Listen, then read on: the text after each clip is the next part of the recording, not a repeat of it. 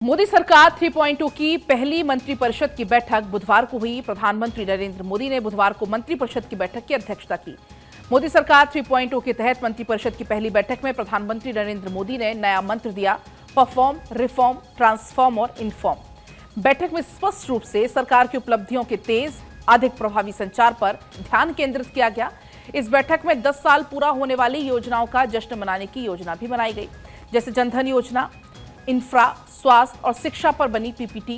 पिछले 85 दिनों में कैबिनेट के द्वारा लिए गए 73 बड़े फैसले। दिल्ली के सुषमा स्वराज भवन में मंत्रिपरिषद की ये बैठक करीब 5 घंटे तक चली। इस बैठक में मोदी सरकार के तीसरे कार्यकाल के पहले 100 दिन के एजेंडे पर हुई प्रगति पर भी जायजा लिया गया, चर्चा की गई। बैठक के दौरान महिलाओं, गरीब, युवाओं और किसानों के मुद्दे पर भी चर्चा हुई। इस बीच हमारे साथ पॉलिटिकल एडिटर अदिति नागर जुड़ गई हैं। अदिति, जिस बात का जिक्र प्रधानमंत्री नरेंद्र मोदी करते हैं, ज्ञान, इन चारों जातियों का जिक्र पीएम मोदी करते हैं, और अब जब ये मंत्रिपरिषद 3.2 की पहली बैठक हुई, बेहद खास ये बैठक रही और इस बैठक में भी इस पर पूरा फोकस था। बिल्कुल। और देखिए पलक, आपने हमेशा देखा होगा कि जब मोदी सरकार 3.0 बना तो सबसे ज्यादा जनता को उम्मीद, और फिर मोदी सरकार की तरफ से भी ये कहा गया कि हम 100 दिनों में एक बड़ा बदलाव करेंगे, 100 दिनों में हम बड़े काम करेंगे।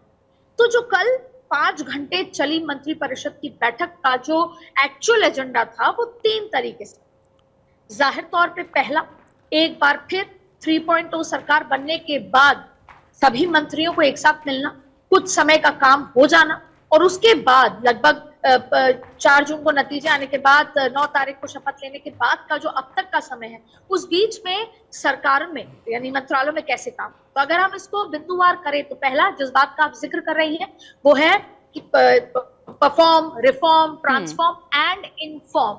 इस इन्फॉर्म पे भी हम जिक्र करेंगे। प्रधानमंत्री ने बार बार इस बात पर जोर दिया कि मैं जब सांसदों को ये बात कहता हूं कि वो अपने क्षेत्र में रहें, वो क्षेत्रों में जाकर मोदी सरकार की नीतियों का काम क्या के बारे में बताएं, तो वो इन्फॉर्म होता है। चाहे आप सोशल मीडिया के माध्यम से करें, आप सोशल मीडिया से एक्टिव हो। उन्होंने सोशल मीडिया के इंपॉर्टेंस का भी जिक्र करते हुए इन्फॉर्म करने की महत्वता को बताया। यानी परफॉर्म करना पड़ेगा, मोदी सरकार में सबसे महत्वपूर्ण बात है। रिफॉर्म्स लाने पड़ेंगे और साथ में इन्फॉर्म भी करना होगा। तो इन तमाम मुद्दों पर बात होते हुए उन्होंने कहा इस बात की चिंता छोड़ दीजिए, क्योंकि मोदी सरकार के पास 2029 तक का, जब तक की 5 साल की सरकार चलेगी, एक बहुत बेहतरीन रोड मैप है जनता को, देश को एक प्रशस्त मार्ग पर ले जाने का। इसके साथ साथ 2047 का विकसित भारत का रोड मैप भी बनकर तैयार है। लेकिन प्रधानमंत्री ने साफ तौर पर एक बात कही कि हमको स्पीड के साथ, एक्यूरेसी के साथ, पारदर्शिता के साथ ये सरकार चलानी है। और वो पारदर्शिता कब आएगी? जब सरकार में लिए गए फैसले और काम जनता तक पहुंचेंगे। एक बार फिर उन्होंने इस बात के लिए कहा 40 मिनट के भाषण में। उन्होंने परफॉर्म, रिफॉर्म और ये तमाम बातें करते हुए उन्होंने कहा कि हम इसलिए, मोदी सरकार का नाम इसलिए है, तीसरे कार्यकाल इसलिए आया क्योंकि जनता हमारे साथ भागीदार रही। जनता को हमने हमेशा डायरेक्ट कॉन्वर्सेशन रखी, कोई लेयरिंग नहीं रखी। तो बार बार एक बात कही गई कि कोई भी फैसले हों, जनता तक पहुंचाना, जनता के हित के बारे में बात करना जरूरी है, ये बात कही गई। इसके बाद ये हुआ कि सेलिब्रेशन। देखिए 5 सितंबर को, 4 जून को नतीजे आए और 5 सितंबर को, यानी कि ये भी कहा गया, जो कैबिनेट सेक्रेटरी है राजीव गाबा, उन्होंने 85 दिनों में 79 ऐसे फैसले लिए जो रिफॉर्म लेकर आएगा, जो बदलाव लेकर आएगा बेहतरी के लिए। उन्होंने उन तमाम 79 जो फैसले लिए गए थे उसका जिक्र करते हुए उनके द्वारा हुए इम्पैक्ट और आने वाले समय में जो इम्पैक्ट होंगे उसका जिक्र किया। साथ ही ये भी कहा गया कि जब 5 सितंबर वैसे भी टीचर्स डे मनाया जाता है, वो बहुत ही बड़ा दिन होता है गुरु के लिहाज से।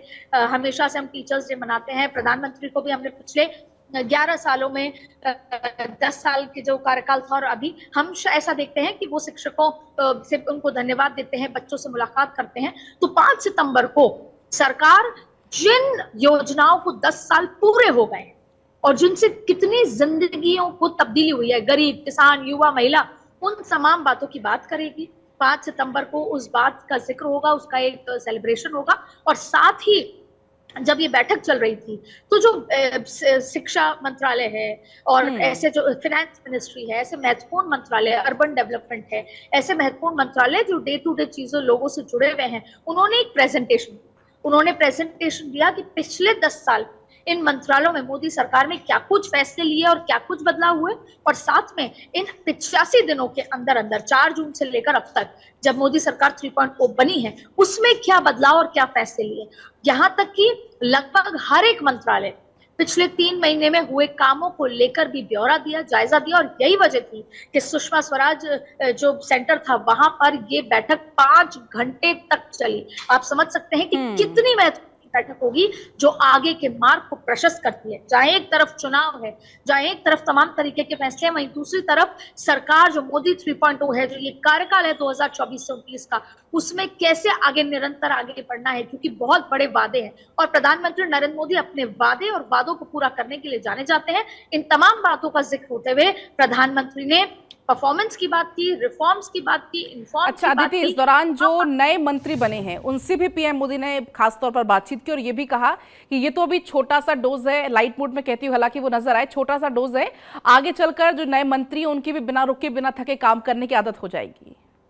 बिल्कुल बिल्कुल, ये बात का जिक्र हुआ। और देखिए, प्रधानमंत्री को कनेक्ट करना पता है कि कैसे हमारे नए लोगों से कनेक्ट करना है। देखिए, जब प्रधानमंत्री नरेंद्र मोदी आए तो जैसे हम शौचालय स्वच्छता अभियान का जिक्र करते हैं, क्योंकि 5 सितंबर को इन तमाम बातों का जिक्र होने वाला है, इनको सेलिब्रेट किया जाएगा, ठीक वैसे ही एक बड़ा रिफॉर्म आया था। और वो रिफॉर्म था कि सभी मंत्रियों को ये कहा गया था कि आप अगर अपने मंत्रालय सुबह 9:30 बजे पहुंच जाएंगे, आप अगर पंक्चुअल होंगे, आप अगर अपने जीवन के 14 से 15 18 घंटे अगर काम कर रहे हैं, आप अगर वीकेंड्स पर अपने क्षेत्र में जा रहे हैं, तो अपने आप एक डिसिप्लिन आएगा, अपने आप काम की रफ्तार बढ़ जाएगी। तो ठीक वैसे ही जो नए मंत्री बने हैं उनको भी ये कहा गया कि भले ही अभी थोड़ी डिफिकल्टी हो और वही जैसे हल्के फुल्के अंदाज में, लेकिन आगे आदत हो जाएगी।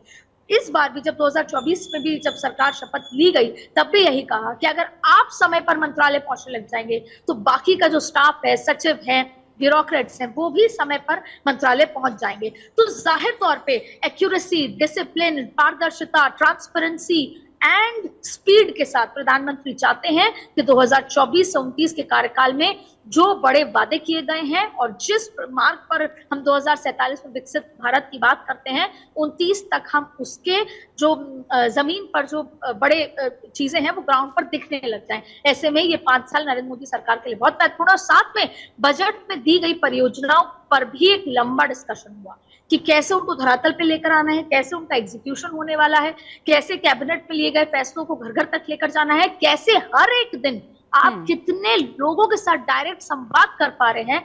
ये सबसे बड़ी ताकत होगी नरेंद्र मोदी सरकार की। यही सबसे बड़ी ताकत होगी कि हमें किसी एक माध्यम की जरूरत नहीं है, हमें सीधे जनता तक जाना है। चाहे आप सीधा संवाद करें, चाहे आप उनसे मुलाकात करें, चाहे उनके घर तक जाए, चाहे आप सोशल मीडिया के माध्यम से बताएं, लेकिन इन्फॉर्म करना जरूरी है।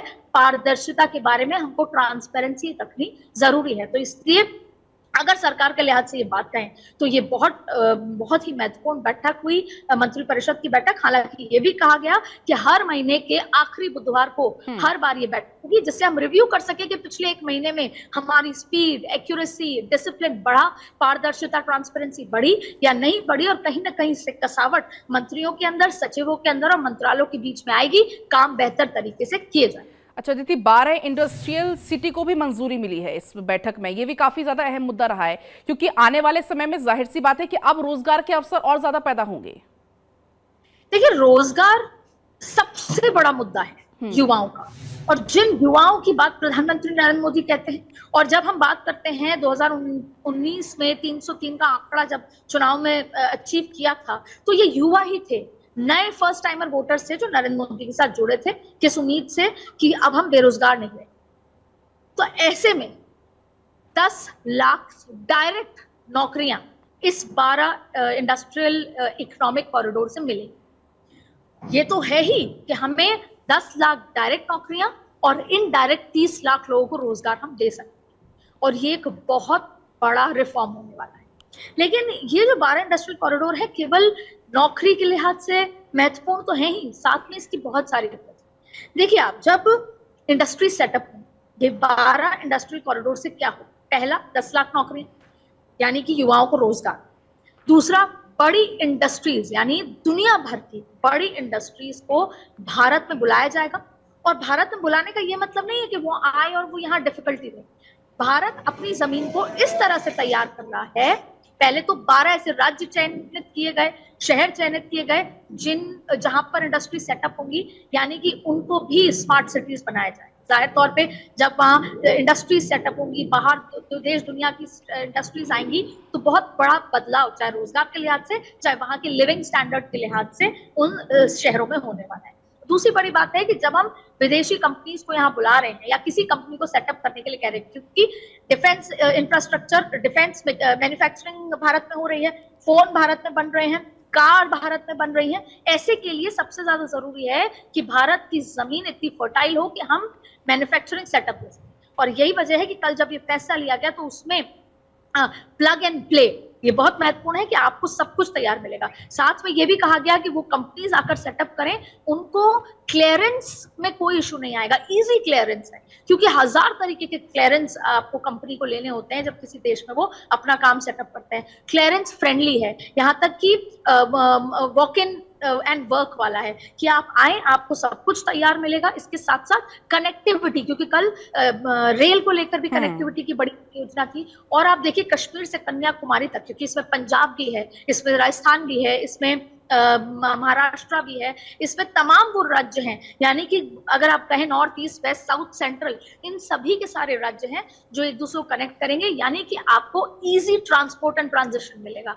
तो ये भारत है। और फिर जब हम ये बात करते हैं कि नौकरियां दे रहे हैं, मैन्युफैक्चरिंग सेटअप हो रहा है, तो जाहिर तौर पे पूरी दुनिया भारत को इसीलिए ही अब जैसे कहते हैं कि दुनिया भारत को देख रही है, लुकअप कर रही है। वजह है कि पहले मैन्युफैक्चरिंग के लिए डिपेंड होना पड़ता था चाइना पर, चाहकर भी बिना चाहे मैन्युफैक्चरिंग पर डिपेंडेंट होना पड़ता था चाइना पर। आज भी 80% मैन्युफैक्चरिंग चाइना में हो रही है। अगर सेमीकंडक्टर्स, फोन, छोटी छोटी चीजों की बात करें तो वही इलेक्ट्रॉनिक सामान, वही तमाम चीजें, फोन, कार, डिफेंस मैन्युफैक्चरिंग अगर भारत में होगी, उस जो 12 इंडस्ट्रियल सेटअप अगर धरातल पे उतरते हैं, तो ये भारत को ना सिर्फ देश में बल्कि पूरी दुनिया में एक सेंटर पॉइंट बना देगा जिसकी ओर भारत चल पड़ा है।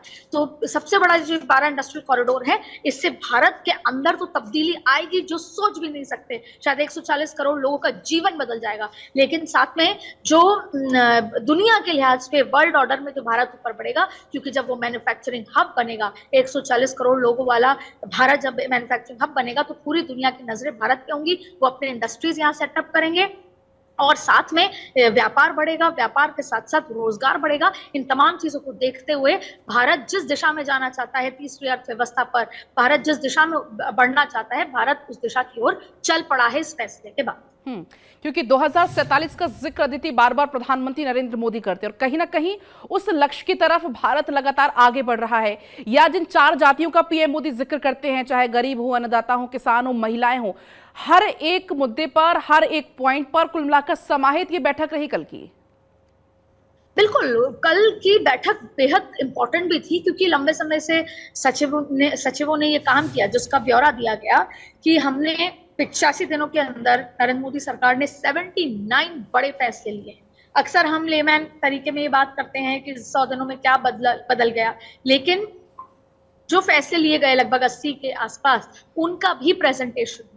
और दरअसल होता यह है कि नए मंत्री बने हैं, मंत्री हमेशा एक्सपर्ट नहीं होते अपने मंत्रालयों के काम के, सरकार के काम करने के तरीके के। नरेंद्र मोदी सरकार 10 साल से चल रही है, नए चेहरे आए, सबको एक बार रिव्यू किया जाता है, सबको एक बार बूस्ट किया जाता है, मोटिवेट किया जाता है। इस बैठक में मोटिवेशन दिया गया, इस बैठक में एक बार फिर बताया गया कि हम अगर सत्ता में आए हैं तो हमारा लक्ष्य क्या है, उस लक्ष्य का जिक्र किया गया। इस बैठक में यह बताया गया कि स्पीड, एक्यूरेसी, ट्रांसपेरेंसी के बिना ये सरकार नहीं चल पाएगी। अगर आपकी काम करने में स्पीड की कमी, एक्यूरेसी की कमी, ट्रांसपेरेंसी की कमी है, तो आप नरेंद्र मोदी सरकार की ताल के साथ ताल नहीं मिला सकते। साथ में सचिवों को से ये ब्यौरा लिया गया, प्रेजेंटेशन दी गई कि अब तक हम कहाँ पहुंच चुके हैं, आगे हमको कहाँ तक पहुंचना है। तो ये एक बहुत महत्वपूर्ण बैठक रही। जैसे कई बार हम बात करते हैं कि हम परिवार, जॉइंट फैमिली, बड़ा परिवार होता है, तो हम महीने में एक बार मुलाकात करते हैं और सारी जॉइंट फैमिली साथ बैठती है, कई ऐसे मुद्दों पर बात होती है, एक्सचेंज ऑफ वर्ड्स होते हैं, वो उसको एकत्रित करने में और वो बहुत रिजुविनेट करने में महत्वपूर्ण है। वैसे ही प्रधानमंत्री नरेंद्र मोदी ने हर महीने के आखिरी बुधवार को मंत्रिपरिषद की बैठक का ये जो संकल्प है या ये जो थॉट है, कॉन्सेप्ट है, ये 2014 से ही शुरू किया था कि हर महीने हम मिलेंगे। किसी की कोई तकलीफ है, कोई कम्युनिकेशन गैप है, कहीं कहीं कोई तालमेल में कमी है, कहीं एमओएस और जो मंत्री होता है कैबिनेट मंत्री उसके बीच में कोई इश्यूज हैं, सचिव और सरकार के बीच के कोई इश्यूज हैं, ब्यूरोक्रेसी कोई गैप है, उस सारे गैप को हटा देना और एक बार फिर हर बार अपने आप को हर महीने ये बताना कि हमारा लक्ष्य क्या है, भारत को कहाँ ले जाना है, सरकार क्या चाहती है, हर मंत्रालय के अपने काम है, उनको पूरा करने की डेडलाइन कौन सी है। तो इन तमाम बातों का जिक्र किया गया। आप खुद इमेजिन कीजिए, 5.5 घंटे ये बैठक चली है, जिसमें 40 मिनट प्रधानमंत्री का भाषण रहा है। इस बैठक में अमित शाह, राजनाथ सिंह, जेपी नड्डा से तमाम लोग थे। और देखिए, आज भी सरकारों का एक 4 बड़े मुद्दों पर सवाल होता है और ये सवाल यही होता है कि सबसे बड़ी बात है हेल्थ सेक्टर, उससे बड़ी बात कि हम बिजली की बात करते हैं, सड़क की बात करते हैं, पानी की बात करते हैं। तो ये तमाम सेक्टर में बात करना और इसके साथ साथ जो आगे के नए आयाम, जॉब्स, युवा, तो इन तमाम मुद्दों पर बातचीत इसमें की गई है। तो हर एक मुद्दे पर अदिति बातचीत हुई है, मंत्रालय को टास्क भी जाहिर सी बातें सौंपे गए होंगे आगे के लिए। फिलहाल बहुत आपका शुक्रिया तमाम जानकारी के लिए।